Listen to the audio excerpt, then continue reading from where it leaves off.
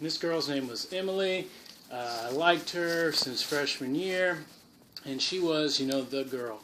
And so I did, everything I could to get her attention. Freshman year, got the guts to ask her out. She said no, but you got to keep on working, and so you just keep on keeping on. And finally, senior year, we went to the same church. Our final youth group event, we were going to go to the lake. It was a lake trip. I was about to go off to college. She was about to go off to college. This was my last shot at getting the girl. And so if you see me, I'm not that fit. Lake isn't the best place for me, but you get the sunscreen on, you're pasty white, you throw on the life vest, and you are ready to do your thing. And so we had been out there all day. We wakeboarded, we water skied, and finally it was time to ride the tube. And Emily goes, hey, you want to go out? And so this is my time to shine. And so granted, I've liked this girl for 4 years. We're starting to get close again, laughing, enjoying a day on the water.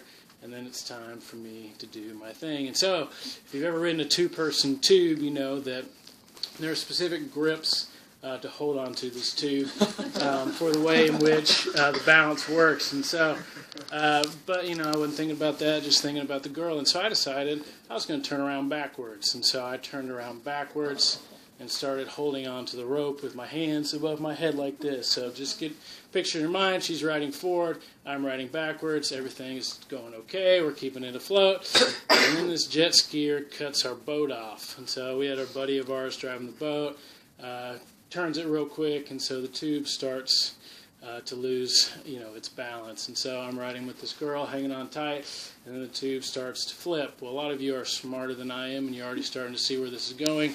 And the way that you're supposed to ride a tube, you're lined up the same way, so you roll the right way. Well, when one person's facing one way and the other person's facing the other, my knees were lined up with her face. And so when things like that happen, we start to roll. Everything's going good. I hit the water. I'm a pretty big guy. Came out of the water feeling good. And then I turn around and I see Emily, and she is just gushing blood from her mouth. Her eyes are rolled back in her head. She's unconscious. So okay, you gotta save face, right? You always gotta save face. So he kind of put her on my back, swimming to the boat, and then when you get on the boat, you start looking at it, and you're like, man, that's not the same girl I went out on the boat with. Her teeth are all out of place, and, she's her jaw's starting to sag, and so what do you do now? That's the question. What do you do now? And so my buddy's freaking out. He's driving the boat, drive all the way back, closest ER is 2 hours away, go in our truck, and by the time we get there, needless to say, she's not looking too good. And so she broke her jaw right here, and she broke her jaw right here 2 weeks before senior graduation, prom, all that jazz. So needless to say, if you think I got the girl, you're wrong. So didn't get the girl. And so the thing about that story, and the reason I told you that story tonight, is we all like stories. And stories all have form, they have pattern. There's kind of an art to telling a story. You know the movies you like, you know the movies you don't like. Hollywood thinks they know the movies you like because they keep prepackaging the same stories over and over and over. And yet we go see them because a good story has a character who overcomes conflict to get what he wants, right? So the conflict in that story was me and my lack of charm and personal skills. And I didn't quite overcome the task that I had set out to do. But the thing about that story is it's a story that's really about identity. And a lot of times when we watch stories, they're about inspiration, they're about things that are supposed to motivate us, inspire us, but inspiration only lasts so long. But the thing that does last forever is identity. And so tonight we're going to take a few minutes and talk about what identity means and what your identity means to you and to your faith and to what you do on this thing that we like to call the Christian walk. So if you've got your Bibles, we're going to be in our Bibles in just a second. Before we do that, identity is something that's very core to Jesus. We know that like God, when he presented himself to Moses in the Exodus, he refers to himself as I am. Jesus, in the Gospel of John, uses 7 I am statements to describe himself, the most famous of which is I am the way, the truth, and the life. And so from the very beginning, when we're looking at the character of Jesus, the I am is who he's claiming to be, and the I am is God. And so from the beginning, we know that he's 100% human, he's 100% God. His identity is not in question to us, the reader. It might have been to the people at the time, but it's not in question to us. We know his identity. But do we know our own identity? And so to really look at our own identity, we've got to go way back. We've got to go to Genesis 1, and if you got your Bibles, if somebody could read verses 26 to 31 for me, that'd be great. 26 to 31. Chapter 1? Yeah, chapter 1.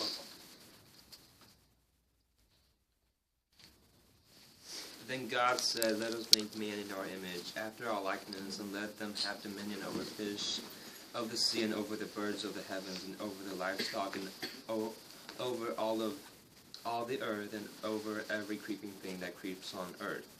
So God created man in his own image. In the image of God he created him. Male and female he created them.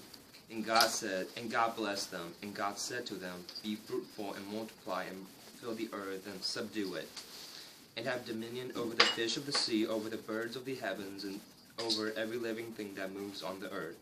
And God said, "Behold, I have given you every plant yielding seed that is on the face of all earth, and every tree with seed in its fruit. You shall have them for food. And to every beast of the earth, and to every bird of the heavens, and to everything that creeps on the earth, everything that has the breath of life, I have given every green plant for food." And it was so. And God saw everything that he had made, and behold, it was very good. And there was evening, and there was morning, the sixth day. Okay, so this is the creation of men and women. This is something that, if you know the Genesis story, you've probably heard before. But in this story, it's very important to note a couple things. One, that we're made in his own image. One, that he gives us dominion over all the things. And the third thing is the fact that he said that it was good. And so from the beginning, God created us for a reason. He created us with a purpose. And he created us in a way that he saw was good. And so if we get ourselves back in this particular time, we know we're in a garden. We're in a garden with really no rules except for one. And the rule is to eat from the tree of knowledge of good and evil. That's the one thing that he tells them not to do. So they're in this perfect place in which they get to walk with God. And so from the beginning, really there's three purposes of our identity. And our identity is to be with God, to experience the blessings of God, and to give glory to God. Those are the three things that we're called to do as our fundamental identity. But somewhere along that line, we messed up, and we decided to do the one thing we were told not to do. And so the entire rest of the Bible is the story of God pursuing us, the story of God seeking us, and the story of God wanting us to restore us to our fundamental identity. And so in that story, we hear about different people in the story. How many of you know what Hebrews 11 is about? Anyone? Hebrews 11?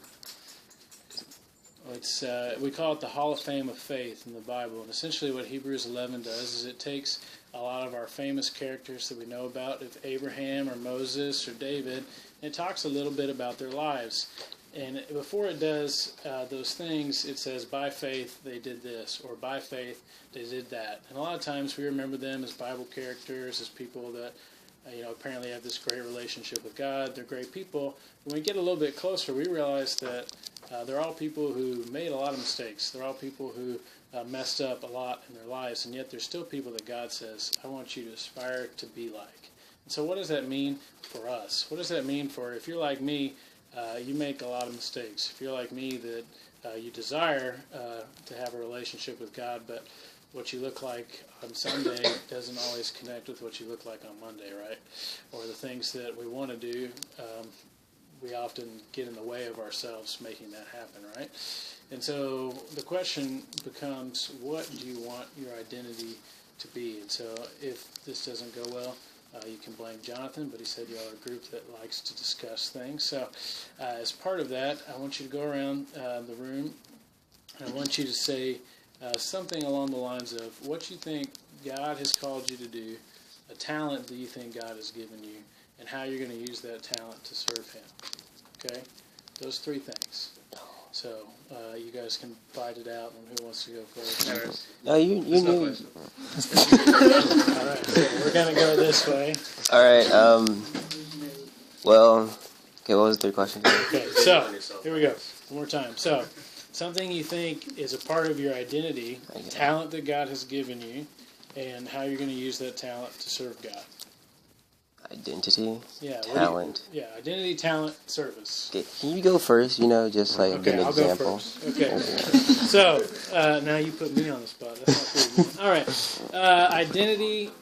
I would say that your identity is something that is not something that you necessarily control. You're kind of a product, a lot of times, of the experience that you've had. So it's part of you, and it's part of how you've been shaped. So my identity comes out in what I do.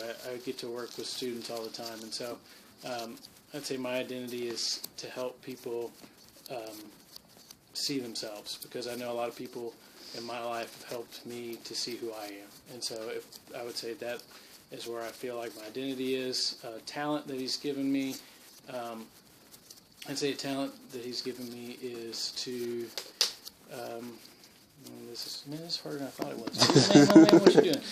Talent would be to be fairly authentic with people, and the way that I do that is I get the chance to kind of open up my life to people on a weekly basis, not to be anything more than just trying to be real with them. And so those are 3 things that I would say that is a part of my life. Does that make sense? Yeah.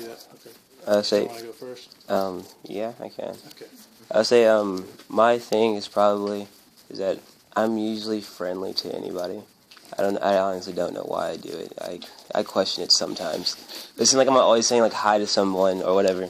But it's just the way I am, and I have a tendency to, like, even if we just started being friends, like I would always like want to see like what if you like have anything wrong with you, and I always like want to help with that, and like always like try to help people like deal with the problems in their lives. So I feel like that's what God's calling me to do. Just like through that, bring people closer to Him. I guess my talent would be, leadership, and the ability to inspire and motivate other people to, achieve beyond what they think they can't achieve.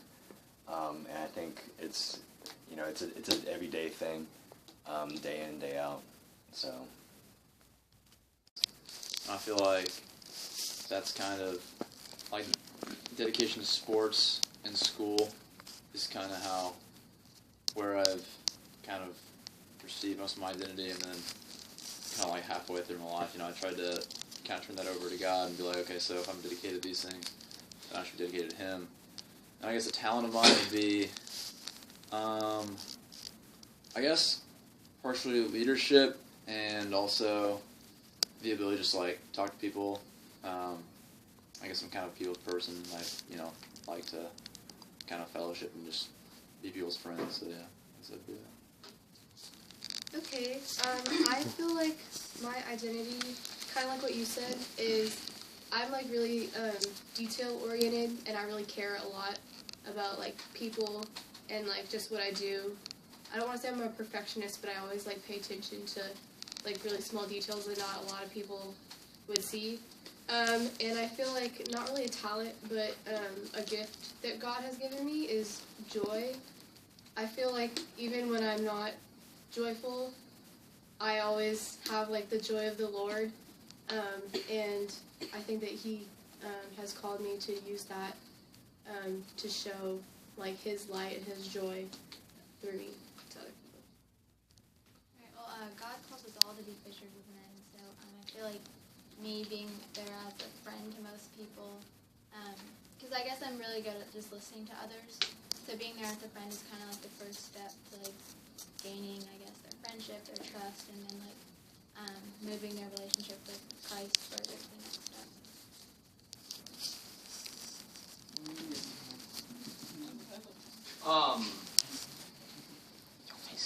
I'd like to say my talent is helpfulness, and I want to help people. Take you to the water. You're welcome. Get his water. So that's what I want to do. Your turn. I feel like I am kind of easygoing in terms of like people and talking to people. And kind of John said, nice to kind of people person. And I'm wrong on that. Just let me know so I can change. I think that sense. I think God has given me talent through sports, and just like the different teams I'm on, or just the people that through that I interact with, and do something positive in their life. And, so that's how I think He's going to use me. I think my identity would be in my my outgoingness. Like, it's very easy for me to walk up to people and start a conversation even if I don't know you. And I think that correct me if I'm wrong on that, by the way, but and I think God has called me to be able to use that talent to start conversations more geared towards Him. And I think I've fallen off of that path a little bit, but the last couple of weeks I've realized that, and I'm trying to get back on it. So. I think my identity is through my work ethic and my happiness and goofiness, because I'm kind of weird sometimes and I'm really happy. But I think my talent that God has given me is being compassionate and empathetic towards others, because I always have people just drawn to me to tell me their issues, and I care a lot about people, and I want to be a nurse when I grow up, so I think that's a good job to have, that I can care about people, and also through the way I interact with them I can show God's joy and happiness, because when you're down in the dumps and you're sick, that's one thing you do need in your life is happiness and joy, and for someone to just be why are you always so happy, or you seem so happy all the time, they could just see God through me. So I think that's one reason, or one talent He's given me. I would say my identity is probably that I guess people can rely on me. They can come to me with whatever problem they have, and I'll help them out the best I can. I'll be that person to listen to them. Talent, don't know if it's necessarily a talent, but I'll be real honest with people. I won't tell people really what they want to hear, more what they need to hear. So if they need a problem, or if they have a problem, everyone's being real sympathetic about it, I'll let them know hey, you should change this.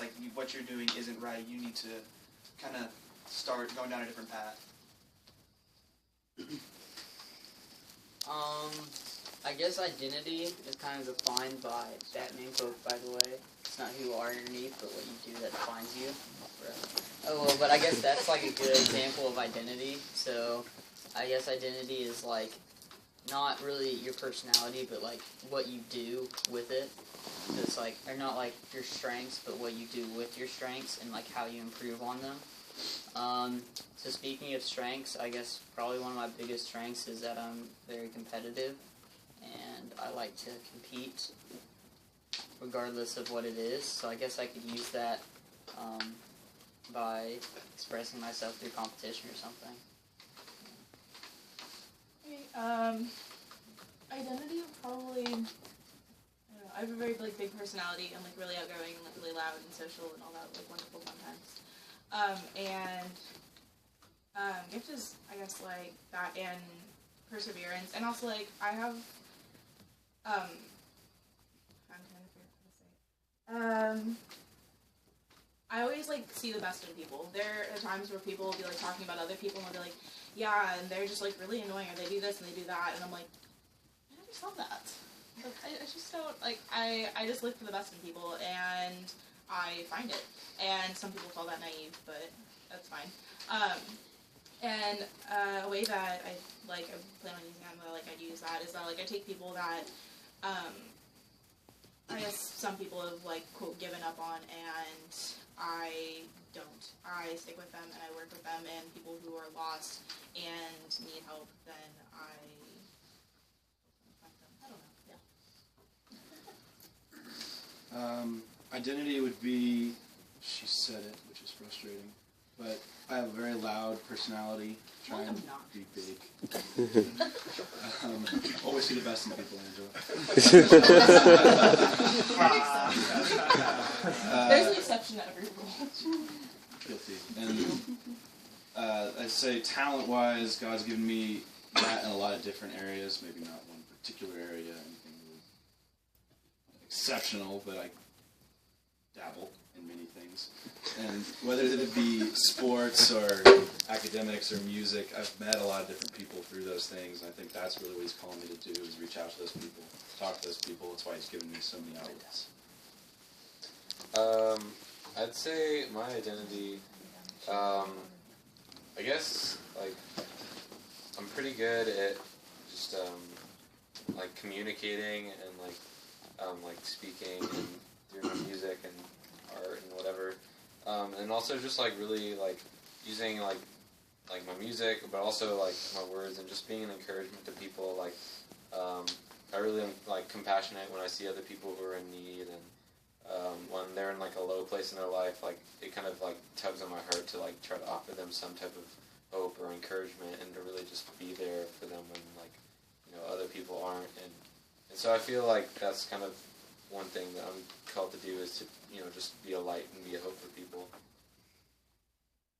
So my, I guess, identity would be kind of something like just doing things where like I could step into like a leadership kind of deal, where it's like, I don't know, like not that I like being the boss or anything like that, but it's just like where I can help take charge and like help change something to where like I guess it fits God's plan. So, yeah. Okay, my identity is like a different answer, but we obviously all know I have hearing issues. Definitely all the time. And so like obviously like people have helped me like throughout my life, and like so I like to give back to other people and help them. And so I want to be a doctor. And, like I think that's like a good way of like giving back to other people that have like given me things. So. I'd probably say my identity is like I'm passionate in everything I do. And my talent is like basketball. I'm not Kobe Bryant, but I try my hardest, and I never give up. So it's kind of like one of the characteristics that God shows us, that He never gives up, and is really passionate for other people, and I think that's how He uses me. I think my identity would be in serving people, because I mean, since I was little, I've always been like wanting to help people, and like I go on mission trips a lot, and those are just like the best days of my life. And so I think lately I've been feeling called to go into like mission work for like my life, and I think God is like a talent is compassion, or like being able to communicate with people, and I think that would serve me really well if I could like become a missionary, or just like even do anything just serving people, because I just love people. And yeah. I think my identity would be my ability to kind of surprise people. Like some days it'll be like why am I doing this, or like the worst day ever, but then I'll be like the best person you've ever met another day. And I feel like a gift God's given me is like my tolerance. It's allowed me to meet a lot of people, like no matter how mean they can be, and like actually turn them into friends.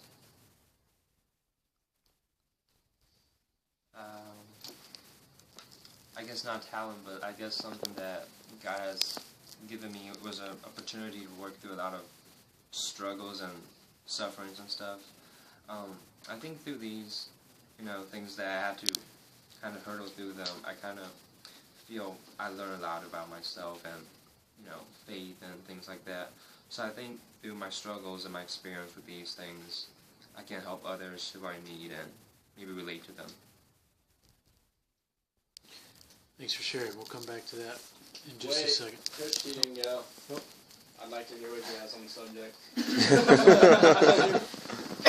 Obviously, I'm a teacher and a coach, so somewhere in there. Athletics is my identity, I guess. But I think my gift is encouragement. I like to try to encourage people, and I think that's really the job of a coach or a teacher, is to try to get people to be the best they can, and to realize that, to understand that. So that's where I'm at, I guess. Thanks, all of you, for sharing. We'll come back to that in just 1 second. Before I took the job that I have now, working with students at a church, worked for a company you might have heard of. It's called Duck Commander. They're the people that do the show Duck Dynasty. And I worked for them as a part of a student program in college, where they brought in students to help think of product ideas to put their brand on. And so we did different things. We called all kinds of companies and put together deals, and we also put together a music festival with them and Luke Bryan, some different things. It was a really fun opportunity. The thing the Robertsons really passionate about, and I don't care if you like the show or not, I think it's kind of dumb, but if you like it, the thing that the Robertsons are all about is anytime they choose a product, it has to be one that fits the Robinson brand. And so the Robertsons, you see them on the show, they got their redneck kind of duck thing that they do, they've got their family, faith, and ducks, and so every single product that you look at, whether it's a grill, you think, well, how does a grill have to do with their culture, or whether it's, we did things like targets, we did clothing, we did hoodies, how does a hoodie fit into the lifestyle? But everything you did, the final question before you presented anything, we presented things to Willie, we presented things to Phil, before you got to that test, the thing that you had to say was, would it pass the Robertson identity test? That's what it had to pass, because if it didn't fit with what you saw on the show, then they weren't going to put their name on it. That was their one rule. So how does that apply to you? Well, I think it applies to us a lot as Christians, because we've all just identified your identity. You're willing to say it in front of everyone. You're willing to say what you think God has purposed you to do in front of a huge crowd of people. So how does that apply to what we put our stamp on, what we put, the things that we put in our schedule, the things that we say to other people? Would it pass your identity tests? Would it be the thing that without a doubt I could say, man, that's what Jonathan's about? The way Jonathan talked to that girl at school today, man, that represents Jonathan. Or the way that Jonathan chose to spend his time tonight, oh man, that is who Jonathan is. Instead of so much of the time we let other people tell us who we're supposed to be, we let other people affect the way that we schedule our time, the way that we, quote unquote, a lot of us try to fit God into our schedule. When we look at our fundamental identity and the way that we're created, what? It's to be with God, to experience His blessings, and to give glory to Him. And so if we're not doing those three things with the way that we schedule our lives, with the way we interact with other people, the way that we mold our identity, then we're not being who God called us to be, right? That's what it's all about. So when you peel everything back, we can make it really complicated. We can, we can make it a long conversation. But what it really is about is being who you are, the way that God created you, and being that person to benefit other people and to lead other people to Christ and to Him. And so now that you've all heard everything that everyone thinks they have a talent in, it's your job as a fellow Christian, whether it's in these settings or whether it's at your high school, to make sure you're encouraging them to use their talents, right? Because going to high school is hard. Being in school with a lot of people who don't believe what you believe is hard. And so if we're not encouraging the people in our group, then we're not doing the right thing, right? So thanks for letting me be with you tonight. I really enjoyed it. So thank you. Absolutely. Awesome. All right, we'll break into small groups now, and then should we go? His name was Matt. We'll do guys and girls, so we'll have